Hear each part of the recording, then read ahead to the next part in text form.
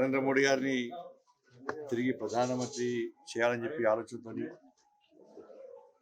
ఈ దేశానికి నరేంద్ర మోడీ గారి సేవలు ఏ విధంగా అవసరం, దేశాన్ని ఏ విధంగా అభివృద్ధి చేసిండు, ఈ దేశాన్ని ఏ విధంగా రక్షించే ప్రయత్నం చేసిండు, దాంతోపాటు తెలంగాణ రాష్ట్రానికి ఏ విధంగా అభివృద్ధి నిధులు ఇచ్చారు, వాటి గ్రామానికి కానీ అసెంబ్లీ వారిగా మండల వారిగా ఎలాంటి నిధులు మేము ఇచ్చామని చెప్పి విషయంలో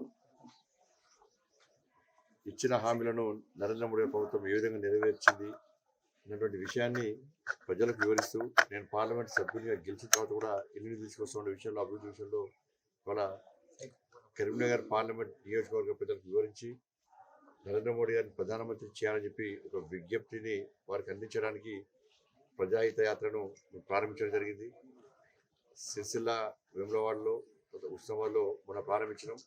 ఈరోజు ఉస్నాబాద్ ముగియబోతుంది. ఉస్నాబాద్ నియోజకవర్గం ఈరోజు భీమదొరపల్లి, ఎల్గతుర్తి ఈ రెండు మండలాల్లో ఈరోజు ఈ పాదయాత్ర కొనసాగుతున్నది. ఎక్కడ పోయినా కూడా విశేష స్పందన వస్తున్నది. రాత్రనక పగలనక అర్ధరాత్రి 12-11:30 కూడా ప్రజలు వేచి చూస్తున్నారు. ప్రజలు స్వాగతిస్తున్నారు, సన్మానం చేస్తున్నారు, ఆశీర్వదిస్తున్నారు. నరేంద్ర మోడీ గారిని ఎట్టి పరిస్థితుల్లో ప్రధానమంత్రి చేయాల్సిందే. నరేంద్ర మోడీ గారు లేనటువంటి దేశాన్ని, ప్రధానమంత్రిగా లేని దేశాన్ని ఊహించుకోలేమని చెప్పి ప్రజలు ఆలోచిస్తున్నారు. కాబట్టి ఎట్టి పరిస్థితుల్లో నరేంద్ర మోడీ గారు ప్రధానమంత్రి అవుతారు. ప్రజల ఆశీర్వాదం వరకు.